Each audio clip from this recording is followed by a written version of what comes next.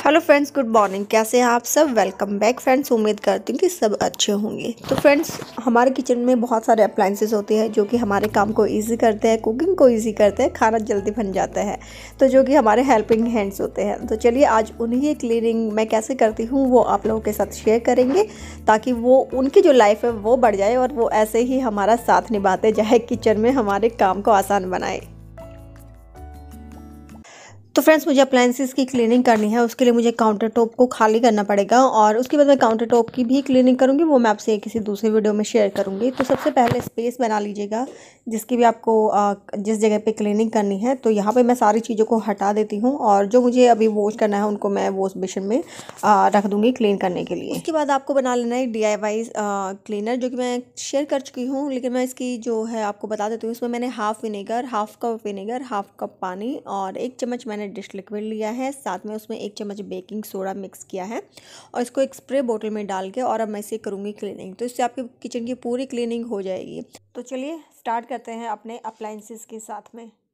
ये मल्टीपर्पज़ जो है आपका लिक्विड है, तो इसी से मैं जो मेरा ग्रिल है उसको, सैंडविच ग्रिलर है जो, उसको भी मैं इसी से क्लीन करूँगी। तो इस पर मैं जो है स्प्रे करके और इसको 10 मिनट के लिए छोड़ दूँगी, तब तक ये अपना काम कर देगा। और उस जब तक ये अपना काम करेगा, बाकी के जो काम है, मैं जो बाकी क्लीनिंग है वो कंप्लीट कर दूँगी।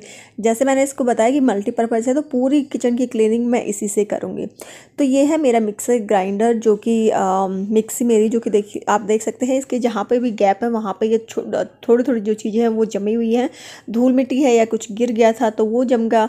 इसको कितना भी मतलब आप साथ के साथ क्लीन कर लो, लेकिन कहीं ना कहीं कुछ ना कुछ रह ही जाता है। तो जैसे यहाँ पर है, तो इन सबको जो है हमें क्लीन करना है। तो इसको भी क्लीन करने के लिए जो सेम स्प्रे है मैं वही यूज़ करूँगी। तो मैंने इसको एक बार अच्छे से क्लीन कर दिया है। जो मोटा मोटा इस पर जो गंदगी होगी वो इसमें आ गई है। और ये जो मेरी मिक्सी है उसके जो लेग्स है ना वो कुशन्ड है, तो ये जम जाते हैं इसके ऊपर, मतलब वैक्यूम वाले हैं। तो इसको ये बिल्कुल नीचे से पकड़ इसकी अच्छी खासी हो जाती है। तो इसीलिए मैं इसको इस प्लेट में रखती हूँ, ताकि इस प्लेट के अंदर इसके लेग्स जो है वो वैक्यूम्ड हो जाए, वो उसको अच्छे से चिपक जाए। और फिर मैं इस प्लेट को इस तरह से घुमा करके और मिक्सी को यूज़ करती हूँ। तो मैं यहाँ पे एक कपड़े पे जो है, कपड़े के किनारे पे स्प्रे डाल लिया है और अब जहाँ पे गैप है ना मैं उसको क्लीन करूँगी। बट आप देख सकते हैं ये बहुत मुश्किल हो रहा है, क्योंकि बहुत बारीक सा वो स्पेस होता है। तो उसके लिए आप क्या करें, अगर आपके पास टूथपिक है तो कपड़े के उस टूथपिक को कपड़े के अंदर लपेट ले। बट मेरे पास टूथपिक है नहीं, मेरे घर में हम यूज़ नहीं करते। तो मैं क्या करूँगी, नाइफ़ ही सबसे पतली वाली चीज़ है, तो नाइफ़ का जो किनारा है उसको लेकर के कपड़े के अंदर इस तरह से डाल के और उन जो गैप्स है ना बीच में, उनमें से क्लीनिंग करूँगी। और ध्यान से कीजिएगा, क्योंकि नाइफ़ लग भी सकता है और स्क्रैच भी पड़ सकते हैं। तो इस काम को बहुत ही स्लोली करना होता है, ताकि वो हार्म भी ना हो, कहीं पे कुछ स्क्रैच वगैरह भी ना आए और आपको भी ना लगे। तो टूथपिक है तो वो, या फिर कुछ ऐसी अगर कोई पतली सी चीज़ आपके पास है, क्योंकि ये जो गैप होते हैं ना वो बहुत बारीक होते हैं, सिंपल ऐसे क्लीन नहीं होते हैं, उनको इसी तरह से क्लीन करना पड़ता है। और उसके साथ ही वायर का भी ध्यान रखें। मैंने देखा है कि वायर का लोग छोड़ देते हैं उसकी कॉर्ड को, तो उस कॉर्ड को भी ज़रूर अच्छे से उस गीले कपड़े की हेल्प से क्लीन करें और फिर सूखा कपड़ा भी लगाए। ध्यान रहे कि वो गीला ना रहे। और देख सकते हैं इतना सारा गंदगी जो है वो इस मिक्सी से निकली है, इसके जो किनारे थे उससे। तो अब जो मेरी मिक्सी है वो बिल्कुल क्लीन हो गई है, नीट एंड क्लीन आप देख सकते हैं, चमचमाती हुई। तो इस प्रोसेस को आप जो है हफ्ते में कर सकते हैं, तो ज़्यादा टाइम नहीं लगेगी, हार्डली आपके 5 मिनट्स इसमें लगेंगे और जो है मिक्सी आपकी बिल्कुल क्लीन हो जाएंगी। और ये जब गंदी चीज़ें होती हैं तो फिर वो गंदगी ही लगती है, मन भी नहीं करता उनमें काम करने का। तो हमेशा अपने अप्लायंसेस को नीट एंड क्लीन करके रखें, ताकि वो देखने में तो अच्छे लगे ही, साथ में उनकी जो लाइफ है वो भी बढ़े। क्लीन रखेंगे तो ज़्यादा दिन चलेगा।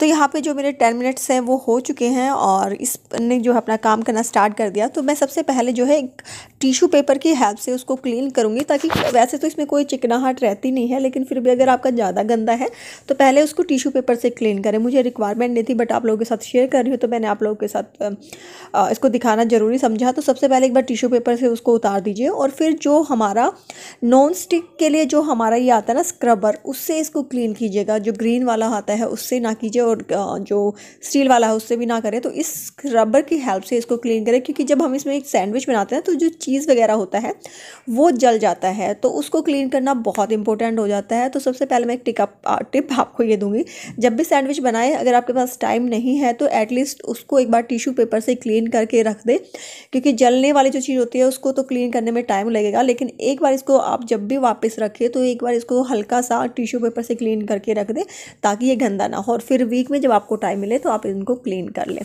तो बस टिश्यू पेपर की हेल्प से मैंने इसको क्लीन कर लिया, स्क्रबर की हेल्प से फिर इसको रगड़ दिया है, और फिर गीला एंड सूखा कपड़ा लगा करके मैंने इसको बिल्कुल अच्छे से जो है वॉश कर दिया, और एक बार फिर लास्ट में टिश्यू पेपर की हेल्प से इसको बिल्कुल सुखा दिया, क्योंकि इलेक्ट्रॉनिक चीज़ें हैं तो इनका सूखा रहना बहुत इंपॉर्टेंट होता है।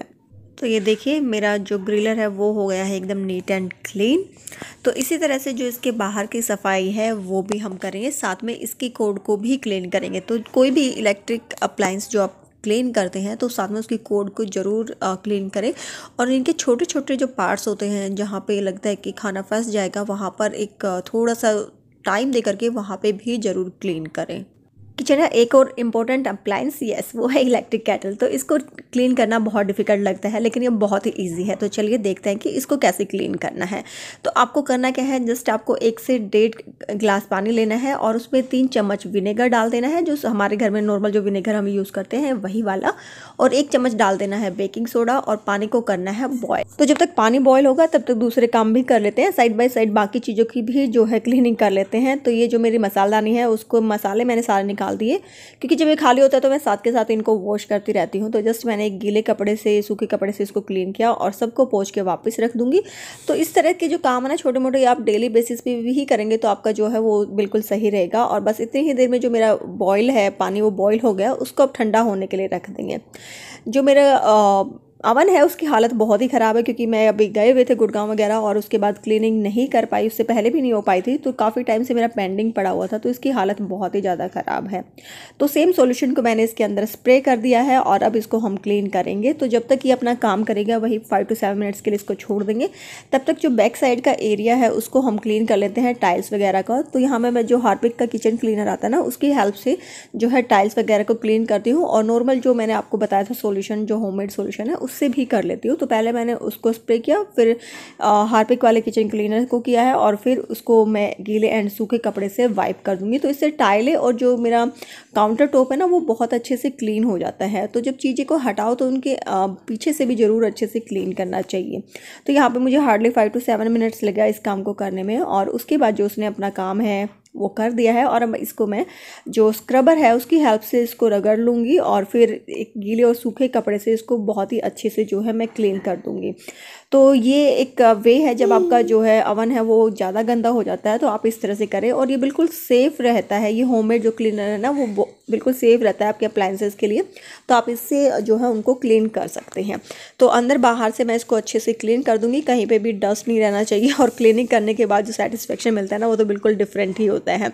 तो ये देखिए मेरा जो मीटर वगैरह है ना वो भी बहुत ही अच्छे से क्लीन हो गया है, और अंदर से आप ये देखिए कितना अच्छे से क्लीन हुआ ना, बिल्कुल मतलब शार्प और शाइन आई है इसके अंदर। और ये मेरा ऑलमोस्ट आप लगा लो शायद 12 से 13 साल पुराना ये मेरा अवन है, लेकिन ये अभी भी बहुत अच्छे से काम कर रहा है और बहुत अच्छी कंडीशन में है। क्योंकि अगर टाइम टू टाइम सफाई होती रहती है ना चीज़ों की, तो वो जैसे मैंने पहले बताया था वीडियो के स्टार्टिंग में, वो आपको लॉन्ग टाइम तक आपके साथ में रहती हैं। तो अप्लायंसेज ऐसी चीज़ है जिस पे हमें इन्वेस्ट करना पड़ता है सोच समझ के, तो उनकी जो केयर है वो भी उसी तरह से करनी चाहिए। तो टाइम टू टाइम उनकी क्लीनिंग करें, टाइम टू टाइम सर्विस करवाते रहें, तो ये बहुत ही इंपॉर्टेंट होता है। तो चलिए अवन तो हो गया है मेरा क्लीन, अब मूव करते हैं थोड़ी सी वापस से इनको डेकोरेट कर देते हैं, मतलब ऑर्गेनाइज़ कर देते हैं, डेकोरेट किया। तो यहाँ पे मैंने अवन के ऊपर मैं हमेशा एक कपड़ा रखती हूँ, पहले मैं नहीं रखती थी। तो इसके ऊपर जब भी मैं कोई सामान रखती थी ना तो उससे क्या हुआ, जो इसका पेंट है ना वो निकल गया। तो मैं आपको यही सजेस्ट करूँगी कि इसके ऊपर आप एक कपड़ा या कोई मैट वगैरह ज़रूर बिछा के रखें, ताकि इसका जो स्क्रैचेस वगैरह है वो इस पर ना लगे। तो यहाँ पे जो मेरा पानी है केटल का पानी वो ठंडा हो गया है, और जस्ट अब मैं इसको निकाल दूंगी। और इस पानी को ना आप सिंक में डाल दीजिए, तो इससे जो सिंक का जो पाइप है ना वो अच्छे से क्लीन हो जाता है। तो वो भी मतलब जो, क्योंकि इसके अंदर विनेगर और सोडा है तो वो बहुत अच्छे से क्लीन हो जाएगा। और गर्म पानी है, तो वैसे भी गर्म पानी तो सिंक के अंदर जो है डालते रहना चाहिए हर 2-3 दिन में। तो अब इसके अंदर हमें डालना है थोड़ा सा विम लिक्विड और जो अपना स्क्रबर है उसकी हेल्प से इसको क्लीन कर लेंगे, क्योंकि सिल्वर का है तो कोई भी स्क्रैच वगैरह इसमें नहीं आएगा, उसके लिए आप डोंट वरी। एंड जो इसका जहाँ से जैसे पानी जो आता है ना, हमारा ये वाला एरिया है, इसको ब्रश की हेल्प से क्लीन करें, क्योंकि यहाँ पे ना सबसे ज़्यादा जो गंदगी जमा होती है ना वो इसी एरिया में होती है, और इसको स्क्रबर की हेल्प से तो करना मुश्किल होता है, लेकिन इस तरह से टूथ ब्रश की हेल्प से आप इसको अच्छे से अंदर बाहर से क्लीन करेंगे तो ये बिल्कुल आपका क्लीन हो जाएगा, कोई भी गंदगी आपकी इसके अंदर नहीं बचेगी। तो इस प्रोसेस को आप हर 15 दिन में 20 दिन में कर सकते हैं, तो इससे आपकी जो केटल है ना वो बहुत अच्छे से क्लीन हो जाएगी। तो मैं अब इसको जस्ट अच्छे से इसको वॉश कर लेना है, ध्यान रहे पानी जो है वो बाहर ना गिरे, और बस इसको 2-3 बार इस तरह से हम क्लीन कर लेंगे, वॉश कर लेंगे। और ये देखिए अब इसके बाद जो मेरी केटल है वो कितने अच्छे से क्लीन हो गई है, बिल्कुल देखिए इसकी चमक आप देख सकते हैं, अंदर कहीं पे भी कुछ भी आपको जमा हुआ नज़र नहीं आ रहा है, और जो इसके जाली वाला हिस्सा है वो भी काफ़ी अच्छे से क्लीन हो गया, काफ़ी अच्छे से नहीं मतलब बिल्कुल क्लीन हो गया है, तो एकदम नए के जैसी ये लग रही है। तो ये बिल्कुल सेफ़ जो मेथड होता है ना वो है इसका। और बाहर के एरिया को आप सेम सॉल्यूशन से जो है या तो आप उसको कपड़े के ऊपर स्प्रे कर लें या इसके ऊपर डायरेक्ट स्प्रे करके और इसको आप क्लीन कर सकते हैं, तो बाहर से भी ये आपकी बिल्कुल अच्छे से क्लीन हो जाएगी। और अगर आपकी स्टेनलेस स्टील की है तो जब आप ये गर्म होती है ना बोतल, जैसे पानी बॉईल करते हैं, तो तभी आप इसको कपड़े से बाहर से क्लीन कर लेंगे तो वो बहुत अच्छे से जो है इसके अंदर एक शाइन आ जाएगी। तो इसकी जो पावर कोड है उसको भी हमने सेम जो क्लॉथ है उसकी हेल्प से उसको क्लीन किया है, और हमारी केटल हो गई है बिल्कुल एकदम से रेडी फिर से रीयूज़ करने के लिए।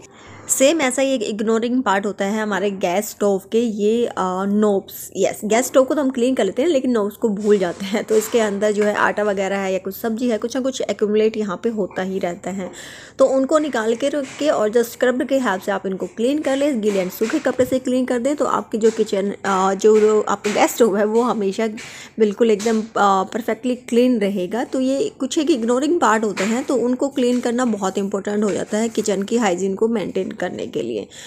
तो फ्रेंड्स उम्मीद करती हूँ कि आज की ये छोटी सी वीडियो आप लोगों को पसंद आई होगी, हेल्पफुल लगी होगी। तो इसी तरह की अगर आप वीडियोस देखना चाहते हैं तो प्लीज़ वीडियो को लाइक कर दीजिएगा और कमेंट करके ज़रूर बताइएगा कि वीडियो कैसी लगी और आप किस तरह के टॉपिक पे जो है वीडियो देखना पसंद करेंगे। और मुझे मोटिवेट करने के लिए प्लीज़ चैनल पर नहीं है तो इसको सब्सक्राइब कर दीजिएगा, लाइक कर दीजिएगा। आपके कमेंट का वेट रहेगा। आपसे नेक्स्ट वीडियो में मिलूंगी मैं, तब तक के लिए बाय बाय।